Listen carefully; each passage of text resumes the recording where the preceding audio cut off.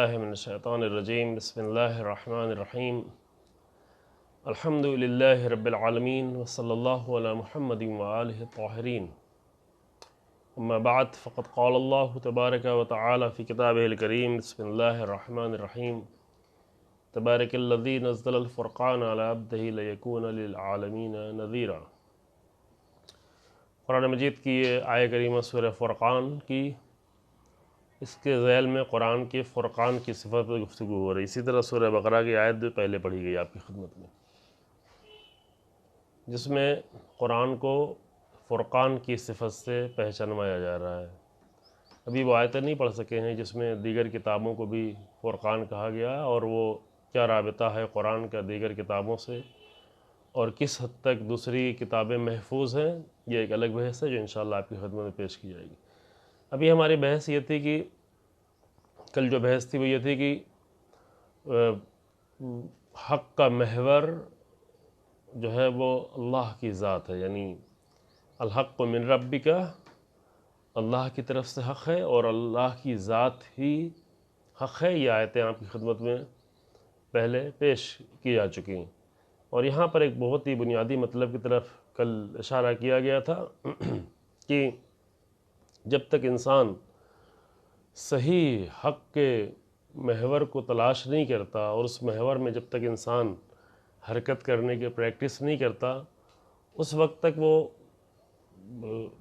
اللہ کے سوا کسی اور کو یا خود کو جو ہے وہ حق کا محور سمجھتا ہے، اور اس میں سب سے زیادہ مشکل جو ہے اس وقت پیش آتی ہے جب انسان خود کو حق کا محور سمجھتا ہے۔ اسی لیے بہت سارے اعمال ایسے ہیں اسلامی شریعت میں کہ جو انجام ہی اس لیے دی جاتے ہیں تاکہ انسان کی زندگی کا محور جو ہے وہ اللہ کی ذات بنی رہی۔ مثلا یہی روزانہ کی نماز پڑھنا، بار بار اللہ کی بارگاہ میں حاضر ہونا، اور اس میں جو جملے استعمال کیے جاتے ہیں، جو کلمات استعمال کیے جاتے ہیں کہ اسی کی قدرت، اسی کی مالکیت، اسی کی ربوبیت، اسی کی طاقت، اسی کے اختیار کی طرف انسان متوجہ ہوتا رہے، جو نماز میں کلمات استعمال کرتا ہے، یا دیگر بہت سارے اعمال ہیں کہ جہاں پر وہ اعمال انجام دیے جاتے ہیں تاکہ انسان جو ہے یہ سمجھے کہ محور انسان کی زندگی کا اللہ کی ذات ہے۔ حتیٰ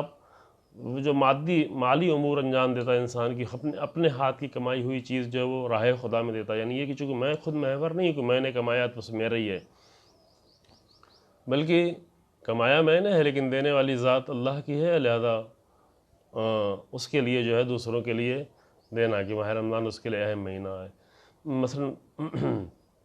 حج کے عمل میں جس کی کبھی وضاحت کی گئی ہے اور دیگر بزرگان نے بھی کی ہوئی ہے کہ حج کے عمل میں جس عمل کی بہت زیادہ تاکید ہے کہ بہت زیادہ انجام دے، یوں واجب تو 3 مرتبہ ہوتا ہے، ایک عمرے کا، ایک حج کا، اور ایک جو ہے آخری جو ہے طواف نساء یا طواف وداع۔ اہل سنت کیا طواف وداع، ہمارے یہاں طواف نساء کہتے ہیں ایک ہی طواف، یعنی جو واجب ہے۔ 3 طواف یہ واجب ہوتے ہیں، لیکن بہت سارے مستحب طواف انجام دینے کی تاکید کی گئی ہے۔ روایات میں بہت زیادہ تاکید ہے کہ انسان زیادہ طواف کرے، یعنی جتنا ممکن ہو سکے۔ اب وہ تعداد ہے 350، 353، 50، 100، حتیٰ کم سے کم 10، یعنی روزانہ 10، اس طرح کے الگ الگ کلمات ہیں روایتوں میں استعمال کہ انسان زیادہ طواف کرے۔ اس میں بھی طواف کا بھی اصلی ترین عمل یہ ہے کہ انسان جو ہے اپنی تمام گردش کا محور جو ہے وہ اللہ کی ذات کو قرار دینے کی پریکٹس کرے۔ اس کی ابھی وضاحت نہیں کی جا سکتی، اور جگہوں پہ کی جا سکی ہے تاکہ ہم دوسرے مطالب کو عرض کر سکیں، لیکن حتیٰ کعبے کی طرف رخ کرنے سے بھی منع کیا جاتا ہے، کعبے کی طرف کو چومنے سے نہیں منع کیا جاتا ہے، کعبے کی طرف جانے سے منع کیا جاتا ہے طواف کرتے وقت، کہ انسان اس طواف کی حالت میں مسلسل یہ پریکٹس کرے جب تک وہاں مکے میں ہے کہ ہماری ساری گردش، ساری حرکت، ساری کوشش کا محور جو ہے وہ حتیٰ کعبہ بھی نہیں، یہ مکان بھی نہیں، بلکہ اللہ کی ذات ہے، اور اسی لیے جو ہے وہ یہ عمل زیادہ انجام دیتا ہے۔ یہ اس محوریت تک پہنچانے کے لیے، لیکن جو چیز اس کی راہ میں سب سے بڑی رکاوٹ بنتی ہے وہ یہ کہ انسان خود کو محور قرار دے، دوسروں کو بھی قرار دیتا ہے۔ بعض لوگ دوسروں کو، دوسری شخصیات کو، دیگر افراد کو، اپنے آباء و اجداد کو، لیکن زیادہ تر انسان وہ ہوتے ہیں جنہوں نے اپنے آپ کو جو ہے محور قرار دیا۔ یہاں پہ ایک بہت بڑی بیماری جنم لیتی ہے، اس مطلب کی طرف توجہ کریں تاکہ پچھلی باتیں جو ہو چکی ہیں وہ اس کی طرف ہمیں پھر زیادہ نہیں جانا پڑے۔ یہیں سے جب انسان اپنی ذات کو محور سمجھتا ہے تو یہاں سے انسان میں ایک بہت ہی بڑی اخلاقی بیماری پیدا ہوتی ہے، جس کو کہتے ہیں خود پسندی، خود بینی، خود نگری، مختلف کلمات ہیں اس کے لیے، کہ انسان سیلفش ہو جاتا ہے، خود پسند ہو جاتا ہے، خود کو دیکھتا ہے، اس کے اندر اسی کے نتیجے میں غرور اور تکبر، یہ ساری چیزیں پیدا ہوتی ہیں، یعنی کئی اخلاقی بیماریاں پیدا ہوتی ہیں خود کو دیکھنے اور خود کو محور سمجھنے کی بنیاد پر۔ لہذا جب تک انسان اس مشکل کا علاج نہیں کرے اور اس بیماری کا علاج نہیں کرے کہ ماہ رمضان ایک بہت ہی اچھا موقع ہوتا ہے انسان کو اپنی روح کی بیماریاں، خاص کر یہ اخلاقی بیماریاں، چونکہ روح کی بیماریاں متعدد ہیں، متعدد کیٹیگریز کی ہیں۔ روح کی بیماریاں جو ہیں وہ اعتقادی بھی ہیں اور نفسیاتی ہے، اخلاقی اور دیگر روح کی بیماریاں بھی انسان کے پاس موجود ہیں، لیکن ایک اہم بیماری جو بہت زیادہ رائج ہے اور جس کے بارے میں تھوڑا کئی سالوں تک گفتگو بھی کی گئی ماہ رمضان کے پہلے عشرے میں، اخلاقی بیماریوں کی طرف، چونکہ واقعاً انسان جو ہے خاص کر ہمارا معاشرہ، یہ ہمارے اردو زبان اور ہندی زبان اور ہند و پاک کا معاشرہ، یہ شاید بہت زیادہ اخلاقی بیماریوں کا شکار ہے۔ حتیٰ اچھے بھلے لوگ، یعنی جو سمجھدار لوگ ہیں، حتیٰ جو پڑھے لکھے لوگ ہیں، جو حتیٰ دیندار لوگ ہیں، ان کے اندر بھی اخلاقی بیماریوں کی بہت زیادہ کثرت ہے، جس کی بنیاد پر انسان بہت سارے اصولوں کی رعایت نہیں کرتا جو دوسرے معاشروں میں کم نظر آتی ہیں۔ یعنی کسی انسان کی توہین کرنے پہ آئے تو بغیر کچھ رعایت کیے ہوئے، بغیر کسی دینی اصولوں کی رعایت کیے ہوئے انسانوں کی توہین، علماء کی توہین، خود کی توہین، گھر والوں کی توہین،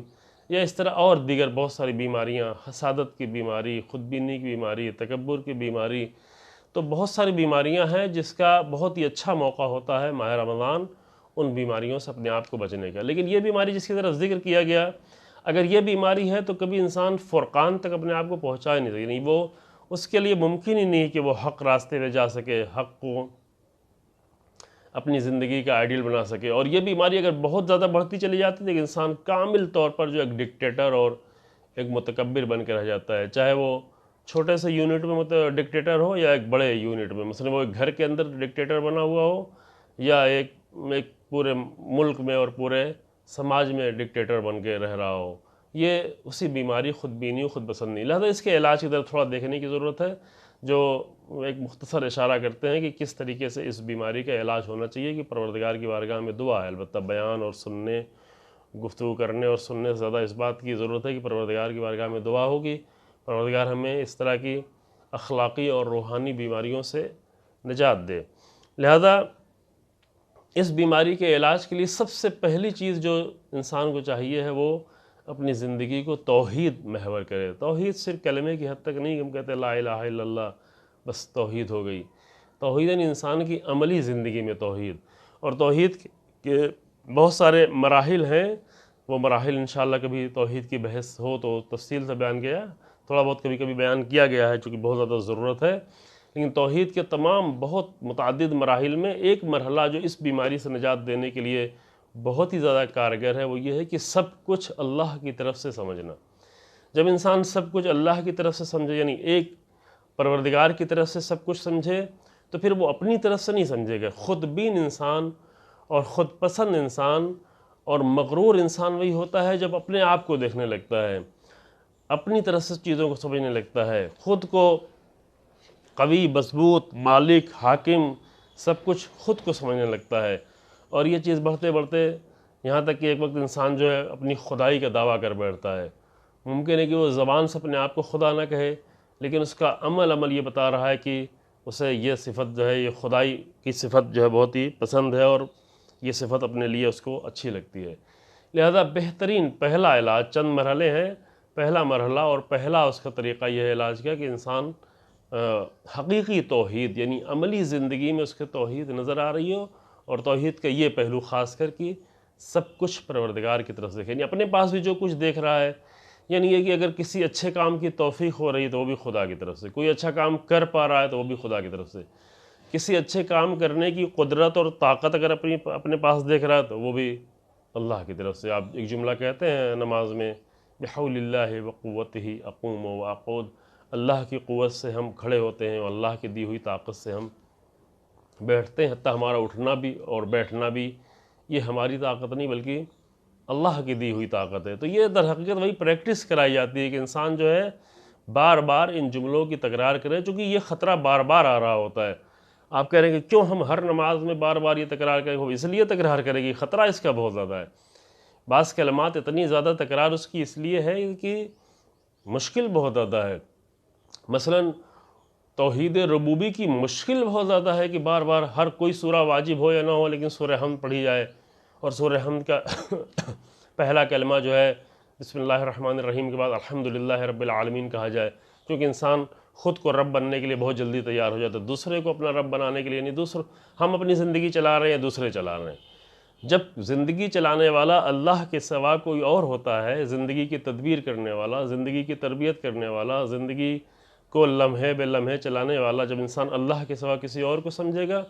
تو حتماً جو ہے وہ ان مشکلات کا شکار ہوگا۔ اسی لیے یہ کلمہ بار بار دہرایا جاتا ہے کہ توحید خالقی سے کہیں زیادہ جو ہے بیماری کا خطرہ انسان کو توحید ربوبی میں ہوتا ہے، اگر اس کو توحید ربوبی صحیح طریقے سے اس سے آشنا نہیں کی۔ انشاءاللہ بحثیں ہیں کی جاتی رہیں، اور انشاءاللہ کبھی بہت تفصیل سے انشاءاللہ کی جائے کہ واقعاً یہ قرآن میں بہت زیادہ جس کی بحث کی گئی ہے،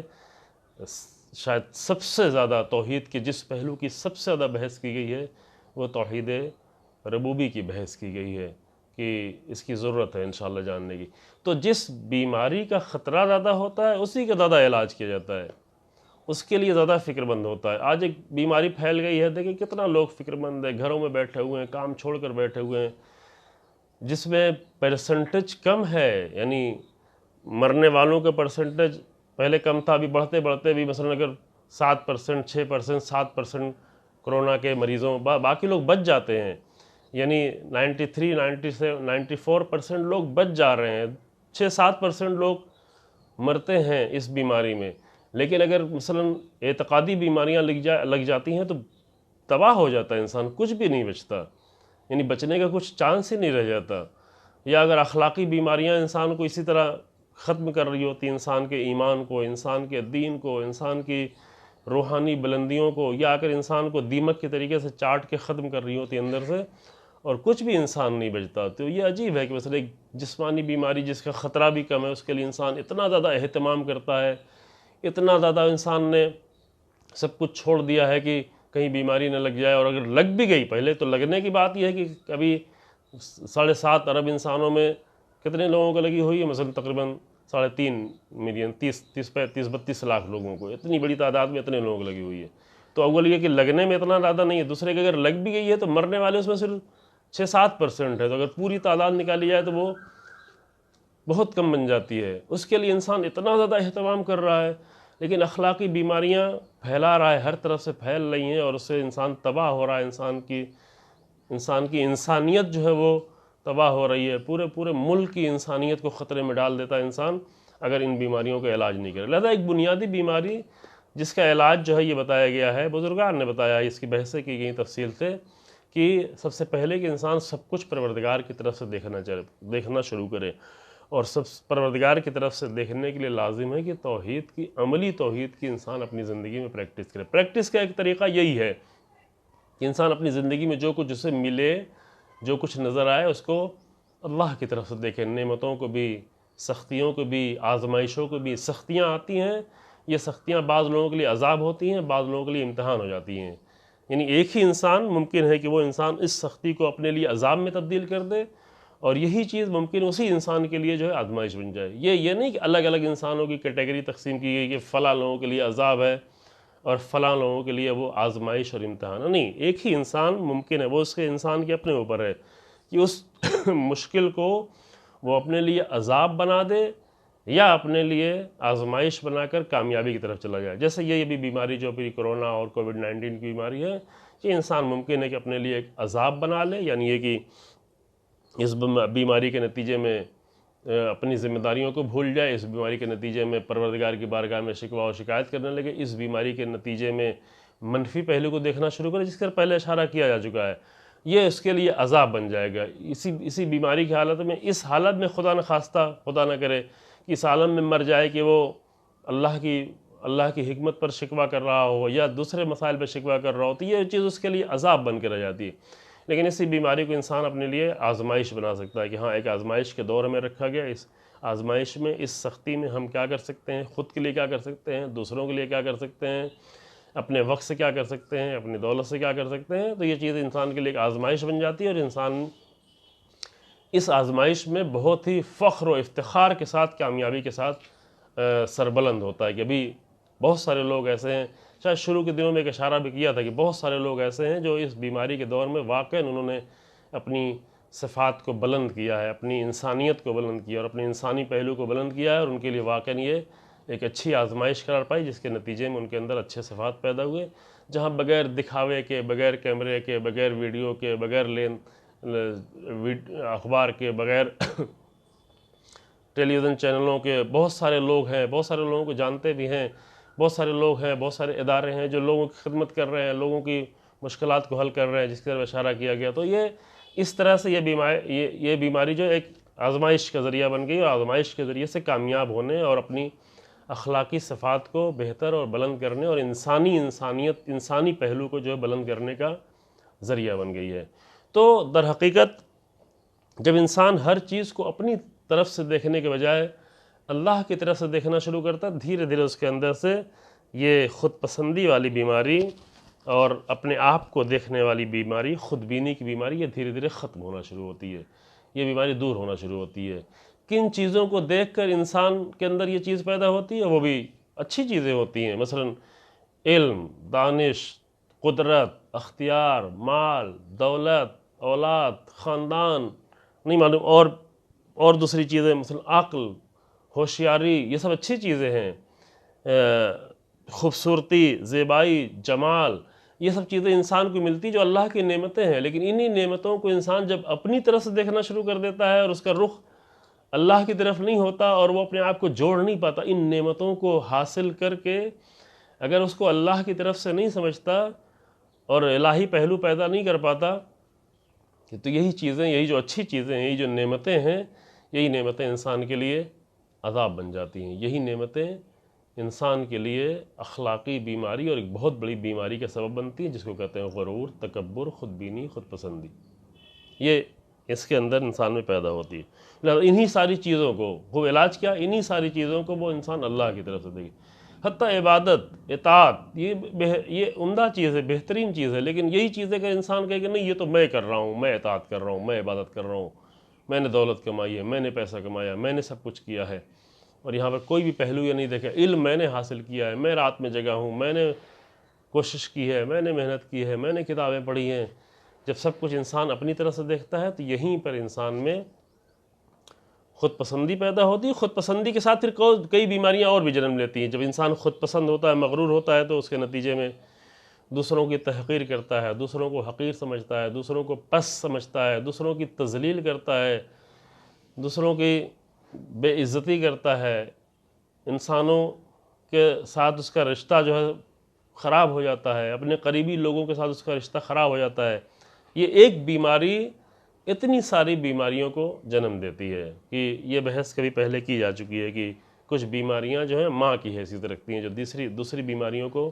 مسلسل جنم دیتی رہتی ہیں، دوسری بیماریوں کو پیدا کرتی رہتی ہیں. اب یہ بحث تھوڑا مفصل ہے، لیکن ہم جلدی آگے بڑھتے ہیں تاکہ چونکہ ہم اپنی اصل بحث سے زیادہ دور نہ ہونے پائیں. کہ جب تک انسان میں اس طرح کی اخلاقی بیماری موجود ہے، وہ ممکن ہی نہیں ہے کہ وہ حق کے راستے پہ چلے، حق کے راستے پہ گامزن ہو، اس کو حق ملے. وہ خود ہی کو حق سمجھ رہا ہوگا، جو کچھ اسے خود سمجھ میں آئے گا اسی کو حق سمجھے گا. یا اگر دین میں کوئی چیز اس کو حق سمجھ میں آتی تو وہ بھی اپنی وجہ سے کہ چونکہ مجھے اچھی لگتی ہے لہذا حق ہے. مثلا روزہ ہمیں اچھا لگتا ہے لہذا حق ہے، لیکن فلاں عمل ہم کو اچھا نہیں لگتا لہذا حق نہیں ہے. مثلا نماز ٹھیک ہے، اچھی چیز ہے، لیکن مثلا حجاب کرنا ہمیں نہیں سمجھ میں آتا تو حق نہیں. تو وہ بھی اپنی خود پسندی کی بنیاد پر، اس کو نماز بھی اپنی خود پسندی، یعنی خود کو خدا سمجھے ہوئے اس لیے اس کو نماز اچھی لگ رہی ہے، روزہ اچھا لگ رہا ہے. یعنی وہ بندگی اس کے اندر نہیں ہے کہ جس کی بنیاد پہ کہ نہیں میں محور نہیں ہوں، میری پسند محور نہیں، بلکہ ہمارا کوئی خالق ہے، ہمارا کوئی مالک ہے، ہمارا کوئی رب ہے، ہمیں کوئی لمحے لمحے پال رہا ہے، ہمیں کوئی سب کچھ نعمتیں دے رہا ہے، ہمیں کوئی سانس دے رہا ہے، ہمیں کوئی ساری ضرورتیں دے رہا ہے. وہ جو ہے ہمارا محور ہے. خوب، دوسری چیز یہ کہ اس لیے اس منزل سے ہم آگے بڑھتے ہیں تاکہ زیادہ بحث طولانی نہ ہونے پائے. دوسری چیز جس کے ذریعے سے انسان اپنی اس بیماری کو دور کر سکتا ہے تاکہ حق کے راستے پہ گامزن ہونا اس کے لیے آسان ہو، یعنی پریکٹیکلی اس کے لیے آسان ہو جائے، وہ یہ ہے کہ انسان اپنی کمیوں، اپنی کوتاہیوں، اپنی خطاؤں کی طرف توجہ کرے. کیونکہ خود پسند انسان اپنے اندر کوئی خطا دیکھتا ہی نہیں، وہ جو کچھ کرتا ہے وہی حق ہے. قرآن کہتا ہے کچھ لوگوں کے لیے کہ ان سے کہتے ہیں تم یہ فحشا نہیں کرو، تم یہ گناہ کے کام نہیں کرو، کہتے ہیں یہی حق ہے، یہی اللہ ہم سے ہی چاہتا ہے، ہمارے آباء و اجداد یہی کرتے رہے، ہماری شان یہی ہے، ہماری ذمہ داری کی شان یہ ہے، ہماری حکومت کی شان ہے، ہم حاکم ہیں، ہم سلطان ہیں، ہم بادشاہ ہیں، ہم نواب ہیں، ہم زمیندار ہیں، تو ہم نہیں کریں گے تو کیسے، ہم کو تو کرنا ہی کرنا ہے. یعنی اپنے باطل سے باطل عمل کو بھی وہ حق سمجھتا ہے. ان سے کہا جاتا ہے کہ اپنے آباء و اجداد کی پیروی نہیں کرو، کہتے کہ یہ کیسے نہیں کریں گے، اصل یہی ہمارا راستہ رہا ہے، ہمارے آباء و اجداد یہ کرتے رہے ہیں. قرآن نے متعدد جگہوں پہ، میرے خیال سے 8-9 جگہوں پر قرآن نے اس آیت کو متعدد الفاظ میں تکرار کیا کہ نہیں، ممکن ہے وہ خود گمراہ رہے ہوں، ممکن ہے وہ ہدایت یافتہ نہ رہے ہوں، ممکن ہے وہ غلطی پر رہے ہوں، ممکن ہے وہ ضلالت پر رہے ہوں جن کی تم پیروی کر رہے ہو، جن کو تم نے حق کا محور سمجھا ہوا. لہٰذا ایک بہترین طریقہ یہ ہے کہ انسان اپنی کوتاہیوں کی طرف متوجہ ہو، خود کو پہچانے. یعنی خود کو پہچاننے کے بعد اپنی انسان کی کوتاہیاں بھی دکھنے لگتی ہیں. کوتاہیوں سے مراد صرف گناہ نہیں ہے، ہم یہاں شاید گناہ کا لفظ استعمال ہی نہیں کر رہے ہیں، چونکہ انسان صرف گناہ دیکھتا ہے کہ فلاں گناہ کر دیا، فلاں گناہ کر دیا پھر اس کی توبہ. بہت ساری انسان گناہ نہیں ہوتا لیکن کوتاہیاں ہوتی ہیں، یعنی یہ کہ ایک ذمہ داری ہے اس کو انجام نہیں دے رہا، یہ کوتاہی ہے، یہ کمی ہے انسان کی. اور وہ اس میں بھی الگ الگ لیول ہے، جتنی بڑی ذمہ داری، یعنی جتنے بڑے لیول پر انسان، اس کی ذمہ داری اتنی زیادہ بڑی ہو جاتی ہے. وہ انجام نہیں دینا، وہ اس کے لیے کوتاہی ہوتی ہے. آپ دیکھیں کتنے بزرگ علماء جو اس قدر توبہ کرتے ہیں، اس قدر گریہ کرتے ہیں، وہ اسی لیے کہ وہ سمجھتے ہیں ہماری ذمہ داری کچھ اور بھی زیادہ تھی. اللہ کی بارگاہ میں اللہ کا حق ہمارے اوپر کہیں زیادہ ہے، اس کو ہم جتنا انجام دے رہے ہیں وہ بھی اسی کی طرف سے دی ہوئی توفیق ہے، لیکن بہت سارے جو انجام نہیں دے پا رہے ہیں. اور یہ چیز انسان کو پشیمان کرتی ہے، یہ چیز انسان کو اللہ کی بارگاہ میں احساس گناہ پر مجبور کرتی ہے کہ جتنا عظیم انسان ہوتا چلا جاتا ہے اتنی زیادہ اس کو احساس گناہ بڑھتا چلا جاتا ہے کہ اگر اللہ نے ہمیں عظیم کیا ہے، ان تمام صفات کو اللہ نے ہمیں دیا ہے، تو ہماری ذمہ داریاں بھی اسی قدر زیادہ بڑھتی ہیں. مثلا ایک انسان کے پاس عقل زیادہ ہے تو اس کی ذمہ داری بھی زیادہ ہے. ایک انسان کے پاس عقل کم ہے، اس کی ذمہ داری خود بخود کم ہو جاتی ہے. تو یہ انسان اپنی عقل کی بنیاد پر اس کم عقل انسان کا مذاق نہیں اڑائے کہ تو بیوقوف ہے، تو احمق ہے، بلکہ خود کی طرف متوجہ کہ اس کے پاس تو عقل کم ہے، اللہ نے کم نہیں دی تھی، یعنی خود کم اس نے استعمال کیا، کم اپنے عقلانی صلاحیت کو بڑھا پایا. لیکن دیکھنے کی زیادہ ضرورت ہے انسان جس کے پاس عقل زیادہ ہے اس کی پھر ذمہ داریاں زیادہ ہو گئی ہیں، انسانوں کی بنسبت، لوگوں کی بنسبت، گھر والوں کی بنسبت. تو انسان جو اپنے آپ کو پہچانتا ہے، اپنے نفس کو پہچانتا ہے، تو اس کے لیے اس کی ساری حقیقت روشن ہو جاتی ہے. امام علی علیہ السلام کا ایک جملہ ہے کہ اپنی خود بینی کا علاج کرو خود شناسی کے ذریعے سے، یعنی اپنی معرفت کے ذریعے سے، خود کو پہچاننے کے ذریعے سے اپنے اس غرور اور خود بینی کی بیماری کا علاج کر سکتے ہیں. کہ جب انسان یہ نہیں کہ جو کچھ بھی کرے، جیسا بھی کرے، وہ اپنے آپ کو اسی پر حق سمجھتا ہو. اے کاش کہ اس پر سوچتی ہماری قوم، اور ہمارے قوم کے جوان سوچتے کہ بہت سارے عمل جو کہ انجام دے رہے ہوتے ہیں، حتیٰ دین کے نام پر، نہیں معلوم عقیدے کے نام پر، میرا عقیدہ اور تمہارا عقیدہ، اسلام پہ انجام دے رہے ہوتے ہیں، لیکن نہیں سمجھ پاتے کہ یہ در حقیقت خود بینی کا شکار ہے. چونکہ ہم کو اچھا لگ رہا ہے لہذا کہتے ہیں یہ عقیدہ، ورنہ وہ حقیقت نہیں ہے، ورنہ وہ حق کی طرف سے نہیں ہے، وہ اہل حق کی طرف سے نہیں ہے.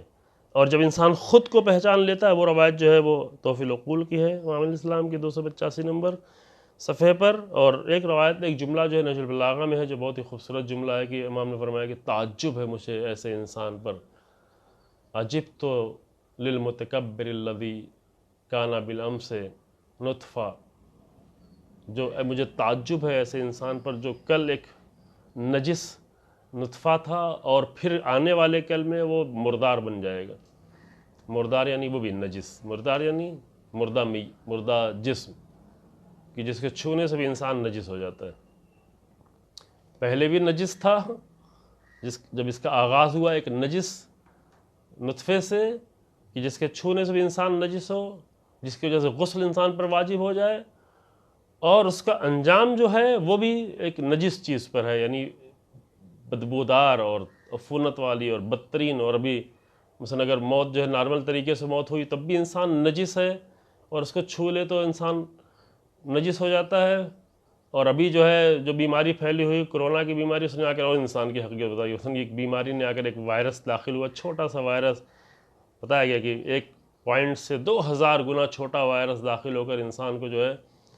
اس طرح حقیر بنا دیتا ہے کہ حتیٰ گھر کے لوگ دیکھنا بھی نہیں چاہتے، دیکھ بھی نہیں سکتے، قریب نہیں جا سکتے، مل نہیں سکتے، چھو نہیں سکتے، بات نہیں کر سکتے، فرار کر رہے ہوتے ہیں. یہ ہے انسان. وہ یہ ایسا انسان جو ہے وہ تکبر کا شکار ہو، متکبر ہو جائے، اور اس متکبر ہونے کے نتیجے میں وہ خود کو حق سمجھنے لگے، اور جس کے نتیجے میں اصلی حق سے وہ دور ہوتا چلا جائے. یعنی حق کے راستے اس کے لیے گم ہوتے چلے جائیں، کھوتے چلے جائیں اس کے لیے حق کے راستے. تیسرا جو ہے اس کا علاج یہ ہے کہ اس علاج کی طرف انشاءاللہ توجہ کریں. یہ بات یہاں پر یہ گفتگو کو جو ہے ہم جلدی تکمیل کر لیں. تیسرا اس کا علاج یہ ہے کہ انسان اس کے نتیجے پہ غور کرے. یعنی ایک متکبر انسان، ایک خود کو حق سمجھنے والا انسان اور خود پسند انسان اگر اس کے نتیجے پہ غور کرے تو اس کے لیے تھوڑا آسان ہو جائے گا علاج کرنا. نتیجہ کیا ہوتا ہے یہ انسان خود اپنی عملی زندگی میں دیکھے تو زیادہ بہتر ہے. یہ ہمارے کہنے پر زیادہ بھروسہ نہیں کرے، بلکہ خدا نخواستہ اگر کسی میں تکبر کی نشانی ہے تو خود اپنے آس پاس میں پریکٹس کرے. اور روایت جو ہے، روایت ٹھیک ہے ہماری بات کو انسان نہیں مانے، لیکن روایت پر توجہ کر سکتا ہے کہ روایتوں میں ہے کہ انسان خود پسند انسان ہلاک ہو جاتا ہے، ہلاک ہے، تباہ ہو جاتا ہے. یعنی کوئی اس کی رسول اللہ سے بھی روایت ہے اور امام محمد باقر علیہ السلام سے بھی روایت متعدد ہے. یہ اس مطلب کی متعدد روایت ہے. یہ تو میں نے جو لکھی ہوئی وہ روایت آپ کے سامنے پیش کر رہے ہیں کہ انسان جو ہے ہلاکت میں اپنے آپ کو ڈال دیتا ہے. ہلاکت یعنی کیا؟ یعنی انسان جب خود کو، عقلی طور پر بھی یہ چیز واضح ہے، جب انسان خود کو پسند کرنے لگتا ہے اور جب خود کو پسند کرتا ہے تو اپنی ہی پسند دوسروں پر تھوپنا شروع کرتا ہے. مطلب روایات میں ہے، پیغمبر اکرم صلی اللہ علیہ وسلم سے روایت ہے کہ رسول اللہ جو ہے ایسے انسان کے اوپر ملامت کر رہے ہیں کہ جو اپنے گھر میں کھانے پینے کے دیگر مسائل میں اپنی پسند کو اپنے گھر والوں پر تھوپے کہ نہیں مجھے یہ پسند ہے لہذا یہ ہونا چاہیے، بلکہ اس کے برعکس لوگوں کی پسند کو پر اپنے آپ کو راضی کرنا یہ ایک اچھے انسان کی صفت ہے. لیکن متکبر انسان وہ ہوتا ہے کہ نہیں، جو ہمیں پسند ہے وہی سب کھائیں، جس طرح ہم کو پسند ہے اسی طرح سے سب رہیں، جس طرح ہم کو پسند ہے اسی طرح سب سوئیں، اسی طرح سب جگیں، اسی طرح سب اٹھیں. یہ نہیں کہ کچھ اصول ہیں، کچھ قانون ہے، کب سونا چاہیے، کب اٹھنا چاہیے، کب کھانا چاہیے، کیا کھانا چاہیے، کتنے وٹامنس، کتنے پروٹین، کتنے دیگر امور، کیلشیم و فلاں و فلاں، عقلانی پیمانے پر نہیں، بلکہ کیا جو ہمیں پسند ہے اور اسی پر سب کو لے کے آنا، اسی کو سب پر تحمیل کرنا، سب پر ٹھونسنا، سب پر تھوپنا، سب کو مجبور کرنا. اور جس کا اختیار تھوڑا بڑھ جائے وہ بڑے پیمانے پہ مجبور کرنا. کوئی آ کر ایک انجمن تک، کوئی آ کر ایک مسجد تک، کوئی آ کر ایک ادارے تک، کوئی آ کر پورے ایک شہر تک، کوئی آ کر پورے ملک تک زبردستی اپنی پسند کو دوسروں پر تھوپنا شروع کرے کہ میں یہ چاہتا ہوں، میری یہ پسند ہے. اب اس کا نتیجہ کیا ہوتا ہے؟ اس کا نتیجہ یہ ہوتا ہے کہ انسان سب اس سے بیزار ہونا شروع ہو جاتے ہیں. اس سے بیزاری کے سوا اور کچھ نہیں رہ جاتا ہے. لوگ اس سے دور ہونا شروع ہو جاتے ہیں، لوگ اس سے کھنچنا شروع ہو جاتے ہیں، لوگ اس سے فرار کرنا شروع ہو جاتے ہیں. قریبی ترین افراد بھی چاہتے ہیں کہ نہیں بیٹھنا ہو، نہیں دیکھنا ہو، نہیں بات کرنا ہو، چونکہ بولے گا تو اپنی خود پسندی کی باتیں بولے گا. اب مجبوری کسی کو تو اور بات ہے، کوئی گھر میں رہا ہے تو مجبور ہے، کوئی کسی کے ماتحت ہے تو مجبور ہے، کوئی کسی سے تنخواہ لے رہا ہے تو مجبور ہے، کوئی کسی اور وجہ سے مجبور ہے، کوئی کسی کے نوکر چاکر ہے تو مجبور ہے، کوئی پہلے زمانے میں جس طریقے سے زمینداریاں حکومتیں تھیں تو مجبور ہے، اس کو 4 پیسہ مل رہا ہے، دانہ مل رہا ہے، کھانا مل رہا ہے. مجبوری کی بنیاد پہ کوئی انسان تحمل کرے وہ الگ بات ہے. پھر وہیں سے دوسری بحثیں پیدا ہوتی ہیں کہ یہاں پر لوگ چاپلوس بننا شروع ہوتے ہیں یا بزدل بننا شروع ہوتے ہیں. وہ بحثیں پھر ہم ابھی نہیں جاننا چاہتے. یعنی جہاں پہ ایک بیماری پیدا ہوتی ہے وہ دوسروں میں بھی دوسری بیماریاں پیدا کرتی ہیں. مثلا جہاں اگر ایک کوئی فرعون پیدا ہوتا ہے تو دوسروں کو بزدل بنا دیتا ہے، دوسروں کے حوصلے پست کر دیتا ہے، دوسروں کی صلاحیتوں کو ختم کر دیتا ہے، دوسروں کی وہ کریٹیو جو صلاحیتیں ہوتی ہیں وہ سب ختم ہونا شروع ہو جاتی ہیں. اس طرح بہت ساری سماجی اخلاقی بیماریوں کے ساتھ ساتھ، اخلاقی مشکلات کے ساتھ ساتھ بہت ساری سماجی اور سوشل مشکلات اور بیماریاں پیدا شروع ہوتی ہیں اگر یہ بیماری ہو. اور سب سے بڑا اثر تو وہی ہے جو جس کی بنیاد پر یہ بات بیان کی جا رہی ہے، یعنی یہ کہ انسان حق سے دور ہوتا چلا جاتا، اس کے لیے فرقان پھر نہیں رہ جاتا، اس کو اصلا سمجھ ہی میں نہیں آ سکتا. لہٰذا یہاں پر ایک روایت پڑھتے ہیں امام محمد باقر علیہ السلام کی، آخری انجام کے طور پر امام نے فرمایا کہ لا يدخل الجنت من فی قلبہ مثقال حبۃ من خردل من کبر، کہ جنت میں داخل ہی نہیں ہو سکتا وہ انسان کی جس کے اندر ذرہ برابر بھی، رائی کے ذرے کے برابر بھی جس کے اندر تکبر پایا جاتا ہو، کبر پایا جاتا ہو. یہ کبریائی جو انسان کو جنت میں داخل ہونے کے لائق ہی نہیں چھوڑے گی. بالکل ایسی روایت جو ہے وہ منابع اہل سنت میں پیغمبر اکرم صلی اللہ علیہ وآلہ وسلم سے ہے. تھوڑا سا کلمے کی تبدیلی ہے کہ لا يدخل الجنت من فی قلبہ مثقال ذرۃ من الکبر. یہاں پہ ذرہ کے لفظ ہے، وہاں مثقال حبۃ من خردل تھا، یہاں پہ مثقال ذرۃ. معنی ایک ہی ہوا کہ پیغمبر اکرم صلی اللہ علیہ وآلہ وسلم نے فرمایا وہ کہ جنت میں وہ انسان داخل نہیں ہو سکتا جس کے اندر ذرہ برابر بھی جس کے اندر کبر پایا جاتا ہے. جو یہ کبر انسان کو راہ حق سے دور کر دے گا اور وہ صلاحیت ہی نہیں آنے دے گا انسان میں. ہم وہ باتیں بعد انشاءاللہ بیان کریں وہ صلاحیتیں کیسے پیدا ہوتی، لیکن پہلے یہ معلوم ہو جانا ضروری ہے کہ کیا چیزیں ہیں جس کی بنیاد پہ انسان اس صلاحیت تک پہنچ ہی نہیں سکتا. ایک بہت بڑی رکاوٹ جو انسان کو فرقان تک اور حق و باطل کی پہچان تک اور حق کے راہ پر آگے بڑھنے کے لیے رکاوٹ بنتی ہے، وہ یہی انسان کی خود پسندی اور خود کو حق کا محور سمجھنا ہے. اور یہ صفت اگر انسان میں ہے تو فرمایا کہ یہ دنیا تو ہے ہی ہے، دنیا میں تو لوگ بیزار ہی ہیں، دنیا میں تو لوگ متنفر ہی ہیں. بعض لوگ صرف اس لیے کچھ کام کرتے تاکہ مجھے بعد میں یاد رکھا جائے. اب یہ نہیں دیکھتے کہ اچھے کام سے یاد رکھا جائے یا برے کام سے یاد رکھا جائے. مثلا بلڈنگیں بناتے ہیں، نہیں معلوم کیا کیا بناتے ہیں. ابھی بھی ہمارے ملک میں ایک مسئلہ چھڑا ہوا، یہ بنانا وہ بنانا، کتنے ہزار روپے خرچ کرنا. اب یہ اس عالم میں جہاں پر لوگ بھوکے مر رہے ہیں وہاں پر 20,000 کروڑ روپے کا مثلا پارلیمنٹ بن رہا ہے، جو پارلیمنٹ خود موجود ہے یہاں پہ، اور اس پہ جو ہے سپریم کورٹ بھی کوئی ایکشن لینے کو تیار نہیں. اتنا حکومت کے ماتحت ابھی یہ ادارہ ہوتا چلا جا رہا ہے جو افسوسناک ہے، جو بہت زیادہ، یعنی انسانوں کا اعتماد ہی بالکل خطرے میں پڑ جائے، وہ ختم ہو جائے گا. خوب بعض لوگ کام ہی یہ کرتے ہیں، اس لیے کام کرتے ہیں تاکہ مجھے یاد رکھا جائے کہ فلاں نے یہ بنایا، فلاں نے یہ بنایا. خوب یاد رکھنا صرف بلڈنگ کے سے نہیں یاد رکھا جاتا، یاد تو ابھی فرعون کو بھی رکھا گیا ہوا ہے، یاد نمرود کو بھی رکھا گیا ہوا ہے، یاد رکھا جا رہا ہے. لیکن کس انسان کو کس عنوان سے یاد رکھا جائے، کس انسان کو کس صفت سے یاد رکھا جائے گا، یہ زیادہ اہم ہے اور اس پر انسان کو توجہ دینے کی ضرورت ہے. یاد رکھا گیا ہے، سقراط کو یاد رکھا گیا ہے. سقراط 2500 سال بعد بھی سقراط ابھی یاد ہے، پلیٹو ابھی یاد ہے، ارسطو ابھی یاد ہے. انبیاء کی ہم بات نہیں کر رہے، انبیاء 9000 سال گزر جانے کے بعد جناب نوح ابھی یاد ہے. 4000 سال سے زیادہ گزر جانے کے بعد حضرت ابراہیم جو ہے ابھی یاد ہے سب کو. 2500 سال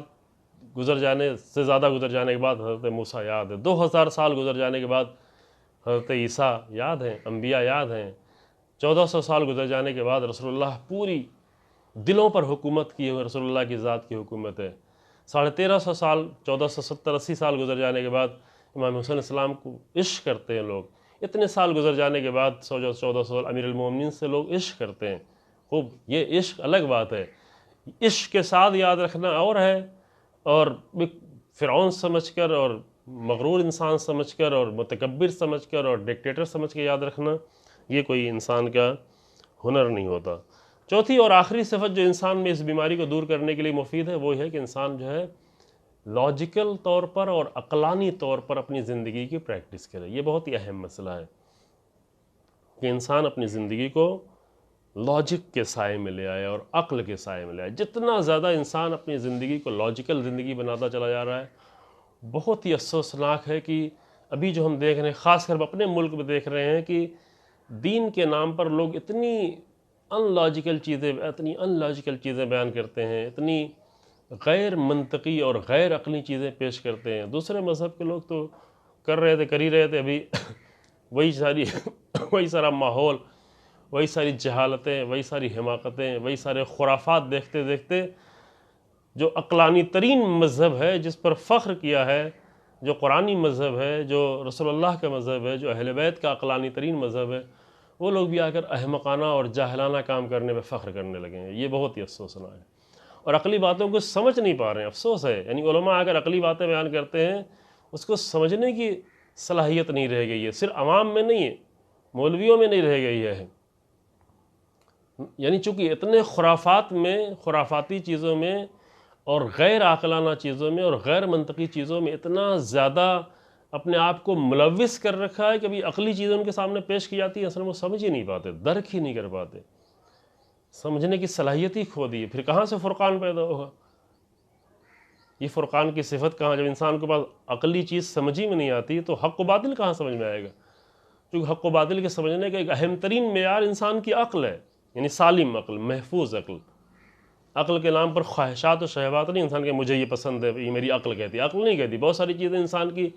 شہوات اور خواہشات کہہ رہی ہوتی ہے، انسان سمجھتا ہے کہ میری عقل کہہ رہی ہے۔ عقل نہیں ہے، وہ خواہشات ہے، وہ خود پسندی ہے جو بول رہی ہوتی ہے۔ لہذا انسان اپنی زندگی کو، عملی زندگی کو آ کر، یہ اہم نقطہ ہے، میں جلدی سے یہاں سے گزر جا رہا ہوں چونکہ اس موضوع پر تقریباً پورا ایک اشرہ پڑھا گیا ہے، یہی ماہ رمضان کے پہلے ہی اشرے میں، شاید 3-4 سال پہلے، عقل اور دین کے موضوع پر، اور اہم بحثیں اس میں کچھ کرنے کی توفیق ہوئی تھی۔ ضرورت تھی معاشرے کی، خاص کر ہمارے معاشرے کی، کہ دین کو عقل کے معیار پر آ کر دیکھنے کی ضرورت ہے۔ البتہ وہ عقل جو سالم عقل ہے، جو سلیم عقل ہے، جس کو قرآن نے جس کی تعریف کی، جس کی مدح کی، جس کی بنیاد پر غور کرنے کو کہا ہے، فکر کرنے کو کہا ہے، تدبر کرنے کو کہا ہے، دور اندیشی انسان میں پیدا ہوتی جس کے نتیجے میں۔ لہذا یہ انسان کرے پریکٹس، اس کی ایک بحث ہے، ابھی ہم یہاں پہ نہیں کرتے ہیں کہ کس طرح کرے۔ یعنی انسان اگر اپنے روزمرہ کے مسائل میں دھیرے دھیرے انسان اپنی زندگی میں یہی کھانے پینے، سونے جگنے، ان تمام امور میں موبائل کے استعمال کرنا، دیگر چیزوں کے استعمال کرنے میں انسان کتنا عقل کے تحت کام کر رہا ہے۔ ٹھیک ہے، انسان کو تھوڑا سا تفریح کی بھی ضرورت، البتہ سالم تفریح، جائز تفریح۔ یہ ممکن نہیں کہ انسان بالکل ہمیشہ ایک دم، یہ بہت بڑے لوگوں کے لیے ہے ممکن، لیکن عام انسانوں کے لیے ممکن نہیں کہ بالکل 24 گھنٹے جو اپنے بالکل ایک دم سنجیدہ ہی بنا رہے۔ لیکن جائز تفریح کے راستے اللہ نے رکھے ہوئے ہیں۔ لیکن اگر انسان یہی روزمرہ کی زندگی میں آ کر اپنی زندگی کو تھوڑا عقل اور لاجک کے سائے میں آ کر دیکھنا شروع کرے، اٹھنا بیٹھنا، کھانا پینا، ملنا جلنا، دوستوں کے ساتھ اٹھنا بیٹھنا، موبائل کے استعمال کرنا، انٹرنیٹ کے استعمال کرنا، یہ ساری چیزیں اس کی کتنی عقل کے تحت چل رہی ہیں اور کتنی ایسی غیر عاقلانہ جس کے بارے میں ذرا سے خود بھی اگر ذرا سوچے تو انسان شرمندہ ہو، انسان پشیمان ہو خود اپنی اوپر۔ اور یہیں سے انسان تھوڑا تھوڑا اپنی عقلی پریکٹس، ہم یہ نہیں کہہ سکتے ایک دن میں بہت کچھ ہو جائے گا، لیکن خوب ماہ رمضان ہے، ماہ رمضان میں تھوڑا انسان کی توفیق زیادہ ہوتی ہے، اپنے اندر لاجک پیدا کرے اور لاجک کے سائے میں زندگی گزارنے کی کوشش کرے اور عقل کے سائے میں۔ ابھی یہاں پہ ایک مطلب ہے، آخری ہے، جو تھوڑی سی فرصت بچی ہے، وہ عرض کرتے ہیں جو بیان کیا گیا کہ انسان کی، یہ اسی مطلب کو تمام کرتے ہوئے کہ انسان کی تمام گناہوں کا سورس اور تمام گناہوں کا سرچشمہ یہ ہے کہ انسان جو ہے وہ ایسے صفات سے اپنے آپ کو متصف کرتا ہے کہ جو اس کے لیے نہیں ہے، جو انسانی صفات نہیں ہیں، جو انسان کے لیے نہیں ہے۔ کچھ صفات اتنے بلند ہیں کہ انسان کے لیے نہیں ہیں، وہ اللہ کے لیے ہیں، اس سے اپنے آپ کو متصف کرنا۔ کچھ صفات جو ہے وہ اتنے پست ہیں کہ وہ انسان کے لیے ہیں، جو حیوانوں کے لیے ہیں، جو درندوں کے لیے ہیں، جو دیگر پست ہیں، شیاطین کے لیے ہیں۔ علماء نے 4 صفت بیان کی ہے، 4 قسم کی صفات کی، جس سے متصف ہو کر انسان جو ہے وہ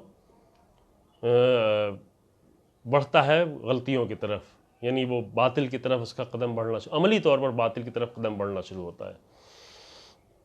ایک جو ہے وہ تشبہ بخدا، خدا کی شباہت اپنے اندر، جس کی طرف پہلے اشارہ کیا گیا کہ اپنے اندر ربوبیت پیدا کرنا، اپنے آپ کو خالق سمجھنے لگنا۔ ایک چیز بنائی ہے، خدا کی بنائی ہوئی چیزوں کو ملا کے ایک چیز بنا دی، اب انسان تو میں نے بنا دیا، اور وہ فخر کرنا شروع کرے۔ تشبہ بخدا، تشبہ بشیطان، یعنی شبیہ بننا، اللہ کی شبیہ بننے کی کوشش کرنا، شیطان کی شباہت، حیوان کی شباہت بہیمی پہلو سے اس کے، یعنی اس کے شہوانی خواہشات کے پہلو سے، اور درندوں کی صفات شباہت۔ یہ 4 صفتیں بیان کی ہیں علماء نے، کہ ان 4 صفتوں میں جتنا زیادہ یہ 4 صفتیں انسان اپنے اندر پیدا کرتا چلا جاتا ہے اتنی زیادہ وہ مشکل راستے پہ اور حق کے راستے سے دور ہوتا چلا جاتا ہے۔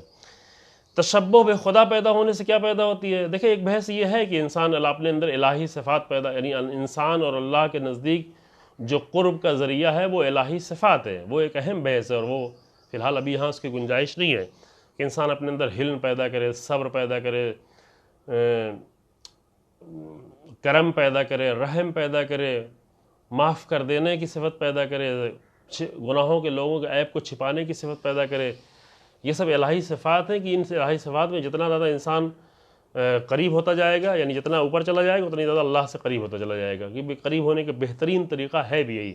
یہ جو ہم بعض اعمال انجام دیتے ہیں یہ اعمال تنہا کافی نہیں، یہ اعمال اگر یہ صفات پیدا کر رہے ہیں تو انسان قریب ہوتا ہے۔ یوں تو نہیں کہ انسان جا کر 4 نمازیں پڑھ کر سجدے کر اٹھ کر بیٹھ کر کہ اللہ سے قریب ہو گیا، نہیں، وہ نماز اگر انسان کے اندر کچھ صفت پیدا کرتی ہے تو وہ صفت در حقیقت اللہ سے نزدیک کرتی ہے۔ صفت سے انسان اللہ سے نزدیک ہوتا ہے۔ جیسے انسان بھی، یعنی ایک انسان دوسرے انسان سے کیوں نزدیک ہوتا ہے؟ جب اس کے صفات ایک دوسرے سے ملتے جلتے ہیں۔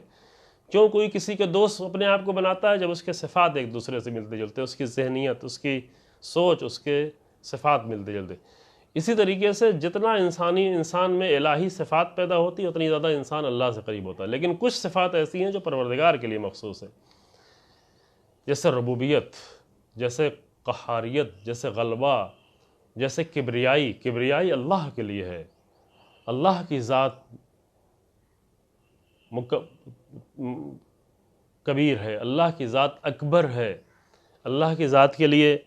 کبریائی ہے، اللہ کی ذات کے لیے فخر ہے، اللہ کی ذات کے لیے جباریت ہے، اللہ کی ذات کے لیے عظمت ہے، عظیم ہے، بزرگ ہے، اعلیٰ ہے۔ یہ جو صفات آپ پڑھتے ہیں رکوع و سجدے میں، بہترین حالت انسان کی عبادت کی رکوع، اور اس سے بھی زیادہ بہتر حالت جو ہے وہ سجدہ،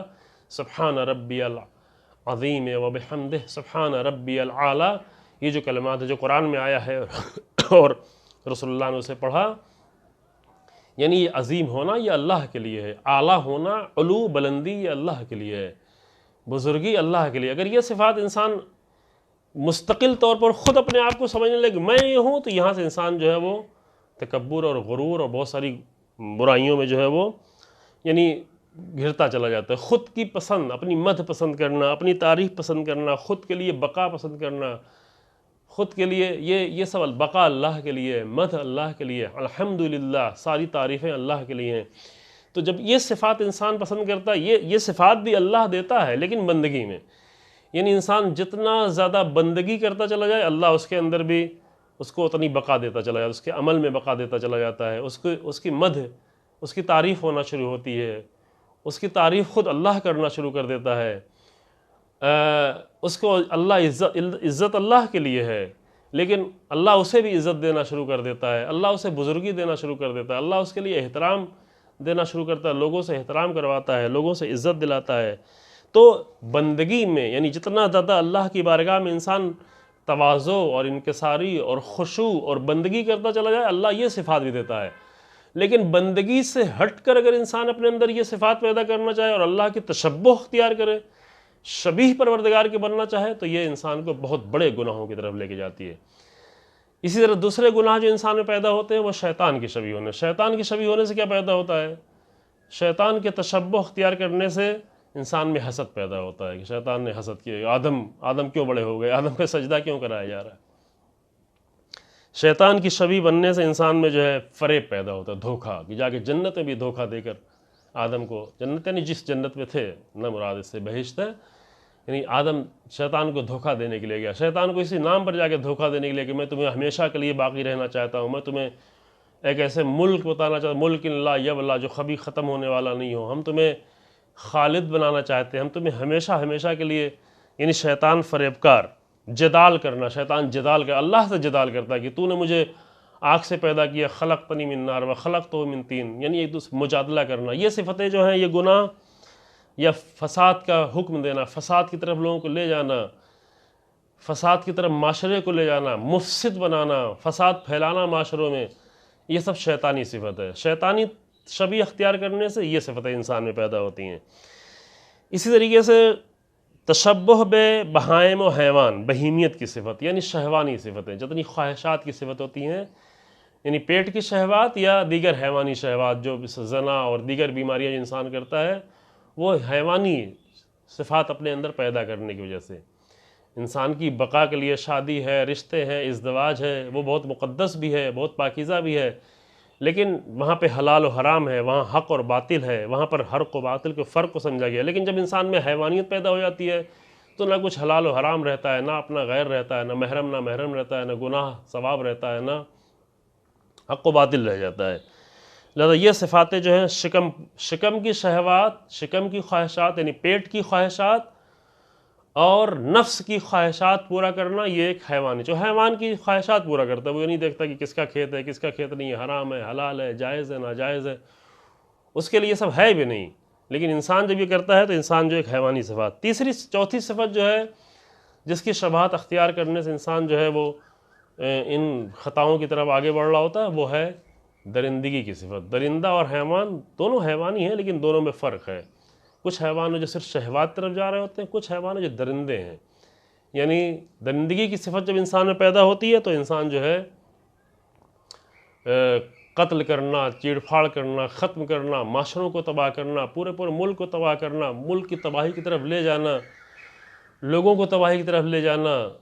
انسان کی جان لینا یا انسان کی عزت پہ حملہ کرنا۔ ابھی دیکھیں علماء کی عزت پہ حملہ کرتے ہیں، اصل اخلاقی حدوں کو پار کر دیتے ہیں، اور اتفاق سے کبھی کبھی خدا نخواستہ یہ کام علماء بھی کر رہے ہیں، امامہ سر پہ رکھ کے یہ کام کر رہے ہیں۔ ٹھیک ہے کہ ایک انسان جو ہے اگر کسی کے نظریے سے اتفاق نہیں رکھتا، اگر علمی اعتبار سے بحث کرے، اگر اس کی بات میں زیادہ دم ہوگا تو قابل قبول ہوگی، لیکن یہ کہ اگر اخلاقی ساری حدوں کو پار کر جائے انسان اور اسلامی اخلاق کی بھی رعایت نہیں کرے، انسانیت کی رعایت نہیں کرے، خوب یہی وہ درندگی پیدا ہو جاتی ہے۔ ایک درندگی یہ کہ انسان کو چیڑ پھاڑ کرتا ہے، اور ایک درندگی یہ کہ انسان کی پرسنالٹی، انسان کی شخصیت، انسان کی عزت